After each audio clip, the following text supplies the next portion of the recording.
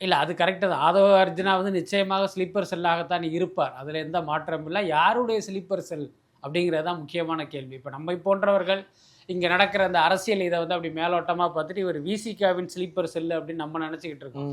ஆனா பல மூத்த பத்திரிகையாளர்கள்லாம் என்ன கணிக்கிறாங்க அப்படின்னா, இவர் பாஜகவுடைய ஸ்லீப்பர் செல் அப்படிங்கிற மாரிலாம் சொல்றாங்க. அதனால இவர் யாருடைய ஸ்லீப்பர் செல் அப்படிங்கிறத காலம் வந்து நமக்கு நிச்சயமாக அடையாளம் காட்டும்.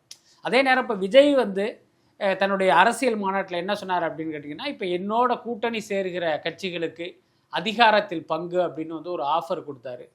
விசிகா வந்து ரொம்ப நாளாக எழுப்புகிற கோரிக்கை வந்து அதிகாரத்தில் பங்கு கொடுக்கணும் அப்படின்னு. அப்படி ஒரு ஆஃபரை கொடுத்த இவர் பின்னால் நீங்கள் வெளிப்படையாக போகாமல் அப்படி பதுங்கி சமயம் வரும்போது நான் போய்க்கிறேன் அப்படிங்கிறது ஒரு சந்தர்ப்பவாத அரசியல் தான். ஸோ அந்த சந்தர்ப்பவாத அரசியலை செய்கிற திருமாவளவன் வந்து ஒரு பெரிய சக்தியாக நினைத்து விஜய் வந்து அரசியல் பண்ணுவது சரியா இருக்குமா அப்படிங்கிறது ஒரு கேள்வி இருக்கு.